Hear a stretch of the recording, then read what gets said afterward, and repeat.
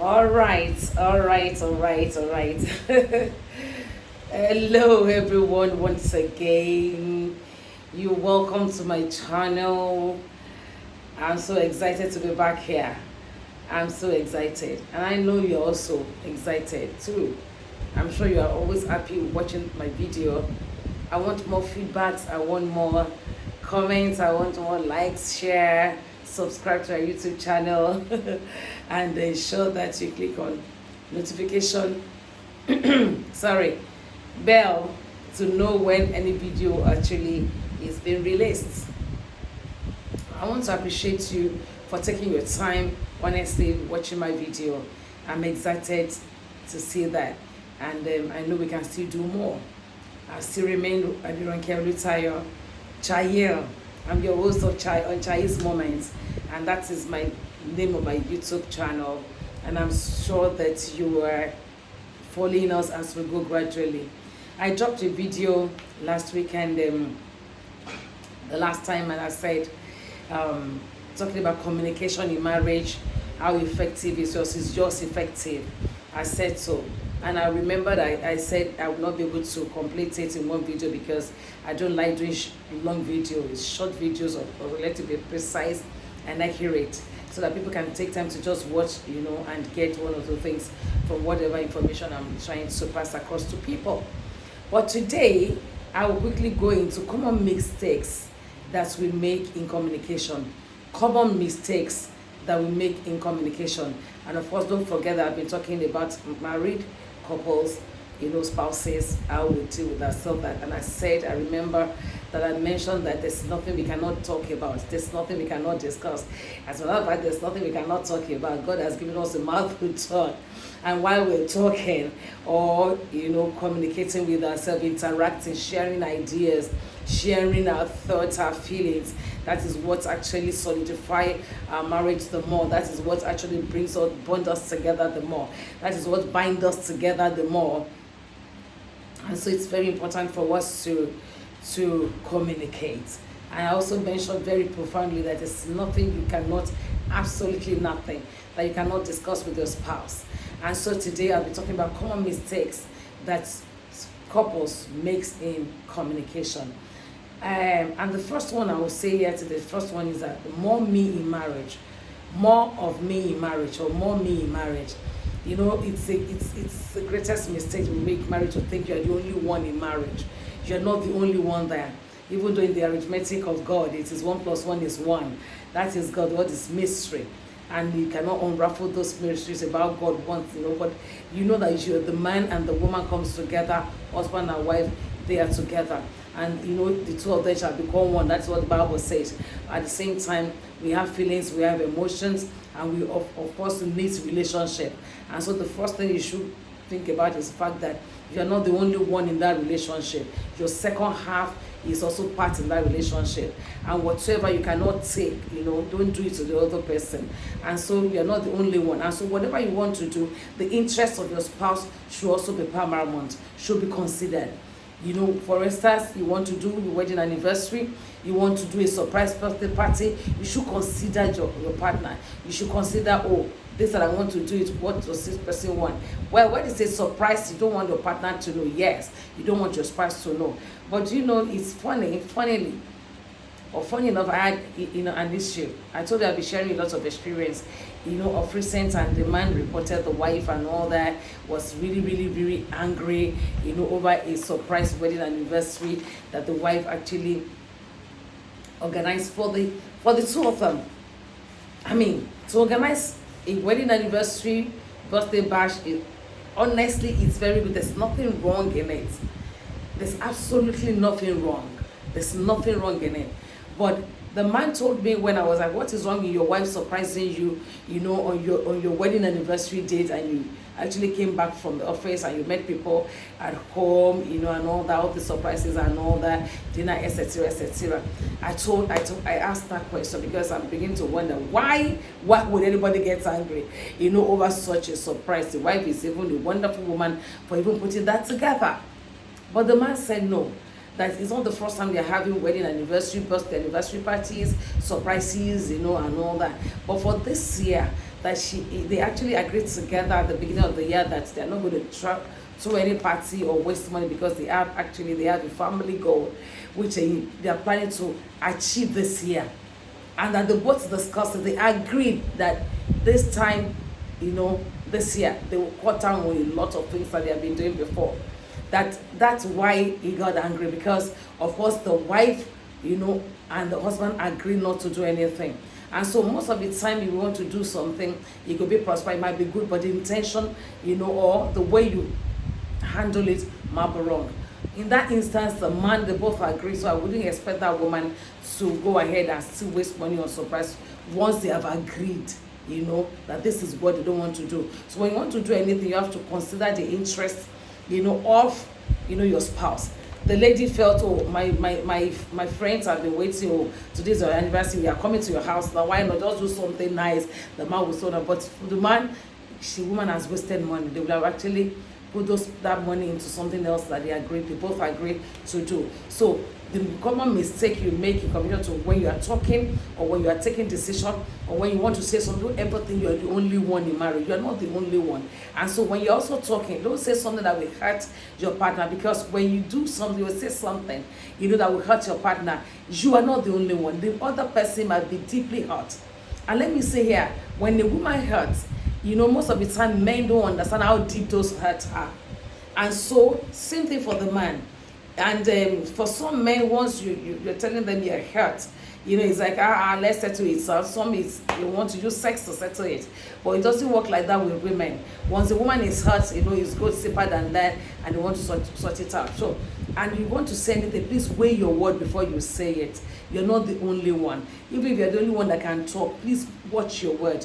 Watch what you say. Yoruba people will say, "Tí ọ̀rọ̀ bá ti bọ́ sílẹ̀ ti dàbí ẹyin ni." What bá ti bọ́ sílẹ̀ tó ti fọ́ báyìí, ó lè kó papọ̀ mọ́. In other words, you cannot, when an egg falls on the ground and breaks, it's scattered. You cannot pack it together and actually bring the pieces together. You cannot, So please, you have to be careful what you say, to your spouse in marriage. You're not the only one there. And so whether you're communicating with your in-law, with your outlaw, with your friends, or with your spouse, please watch and know that you are not the only one in that marriage. And watch what you say. Anything that you say that will cause rancors or issues, please mind what you say. It's very important. And the second point that I'd like to say here is, do not shout at your spouse. Do not shout as your spouse. It's another common mistake that we make in communication. When we are talking to ourselves, you don't have to shout at your partner. Don't shout at your partner. Some people are very loud, ringing voice. Yes, please, you have to watch out to you don't control that. Don't shout at your partner. For me now, when I was growing up, there's something that I always tell my parents. I prefer that you beat me than to shout at me. I don't like when some people shout at me. It's demeaning. And when you shout at your partner, you are not respecting the person. No matter how valid the points you have, no matter how valid they are, please, you can actually discuss in a subtle way. You can discuss it in a subtle way. You can actually bring your voice down. You don't have to raise your voice at your partner. It is also always healthy and good in marriage. But by the time you raise your voice, the other partner feel offended. And what you intend to achieve, you cannot achieve it, because it may actually get to the other person's, and of course, fight will ensue. And you don't want to do that. And most of the time, you have good intention in settling scores, because every marriage, have their ups and downs. There's no marriage that does not go through one thing or the other. But when it's happening like that, you have to know how to talk. It's not the time for you to shout at each other. Even when your partner is really, really angry and, of course, fuming and all that, throwing tantrums, please, you have to be calm, to ensure that things don't go out of hand. And I'm sure if we can just do this, it will also help us. So one of the things we do is to raise our voice. In fact, some couples don't like when they're having issues that the whole environment or neighbors get to know what is happening. So it's not always nice for you to shout at your partner. It is another common mistake that we should avoid when we are communicating. The third one that is also very critical and important, and is the most silliest thing that anybody would do, is to compare your spouse with another, to compare or to compete with a partner. We are not created to be in competition. Husband and wife are not supposed to be in competition. We are to complement each other. And the wife is supposed to support the woman. It's an helper unto the man. The man is the head of the woman, is the crown of your head. And so you have to support, the husband. Like some people will say the husband is the head, but the wife is the neck. If the head is not sitting well on the neck, of course, the head will fall. I mean, on the letter mode. But what I'm saying is that you cannot compare your husband with another person. You dare not do that. It's the most silliest thing anybody will do, either to your wife or to your husband. It destroys marriage quickly. It destroys that relationship very fast. And before you know it, that single act of you comparing, your spouse, either your husband, your wife, or somebody else, can actually mar that marriage and destroy that marriage. By the way, why are you comparing your husband? Why are you comparing your wife? You saw this woman before you got married. You actually love yourself. You met yourself somewhere. Nobody forced you on yourself. And of course, there are certain traits that you see at that time that you like, when you meet yourself. So why all of a sudden you start comparing? You have to be contented in marriage. You cannot compare your husband, because if you compare your husband, you better you pack your things and go and meet the man. I've seen a man tell me that, and a woman also said that you know what, if you compare with that woman, why can't you pack your things and go and meet that woman? Then you are not supposed to be together. So it is the worst thing that anybody would do, to say when you are talking, Jide will not talk like that. That my friend's husband will not talk like that. This person will not talk like that. Of course, that your husband is not Jide, that your wife is not Ebon. And so the thing is, you cannot compare them with other people, because they are just their own. Your husband is an entity, you are an entity, and so you cannot compare yourself, your husband, your wife with another person. Is the worst thing anybody can do. Is the worst anything can do. And honestly, let me say something, man, be secure in yourself. When God places your wife maybe financially above you, just be secured, that your wife will never ever trash you or trample on you. And women, listen to me. If God bless you, above your husband, that's not the time for you to trample on your husband. It's still your crown, it's still your head. God does what He places. And of course, things do happen. And it's also possible, things do turn, and there are issues and all that, ups and down. Please do not compare and don't compete. We are not in competition with ourselves. You cannot compete with yourself, because you are meant for each other. And once you have come together to stay together, please stay together and be contented with what you have.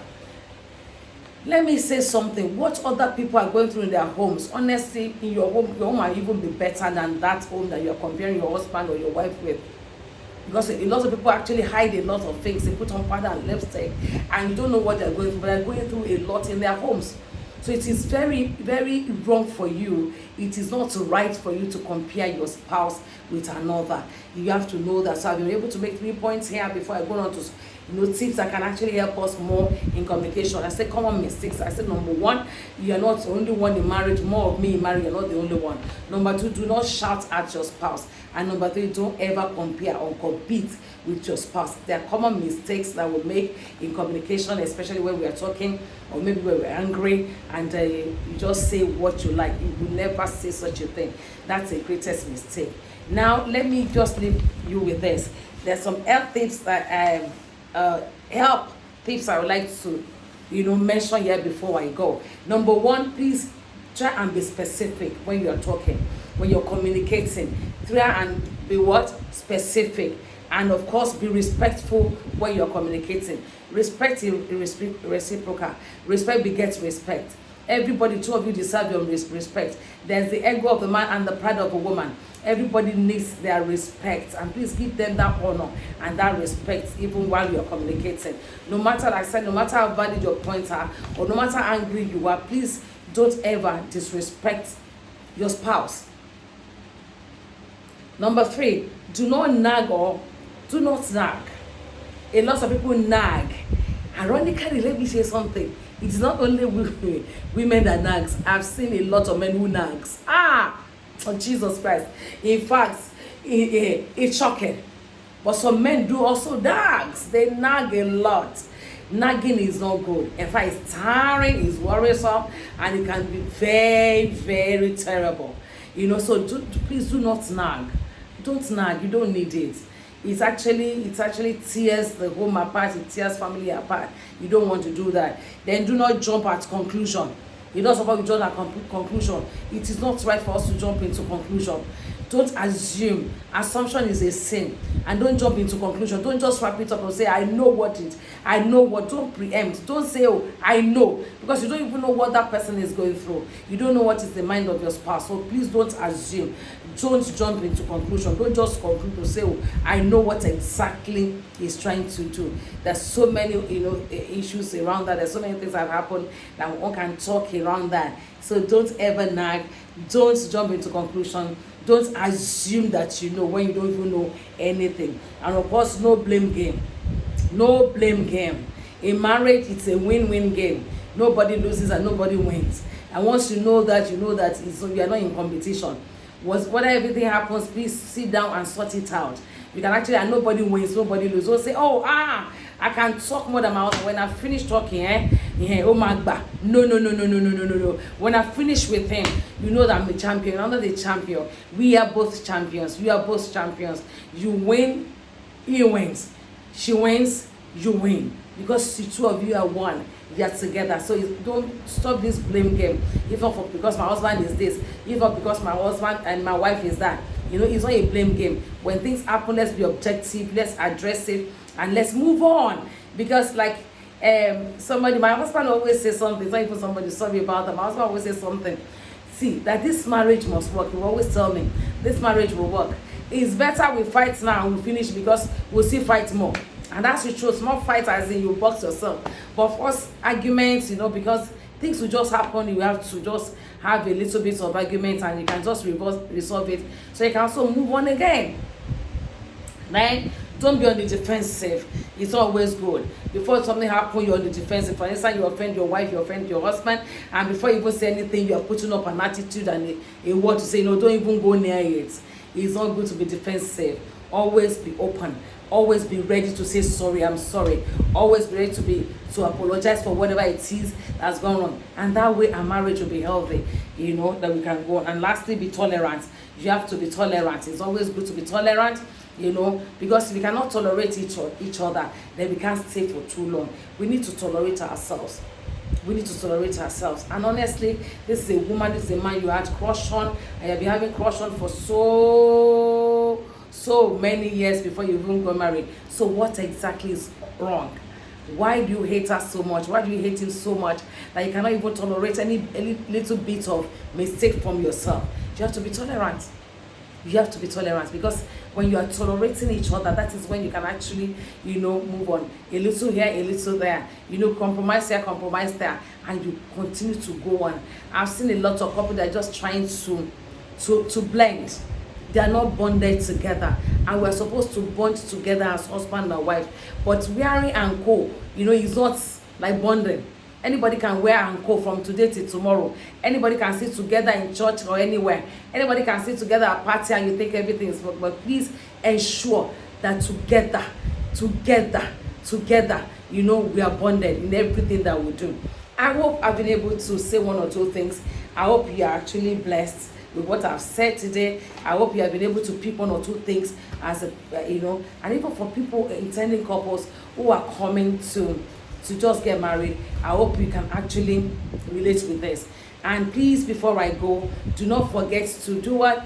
To like my video, share the video, put down your comments, encourage me to go on, and of course, click on the notification bell. Then subscribe to my YouTube channel. Until I see you again, thank you so much and God bless you all. Bye for now.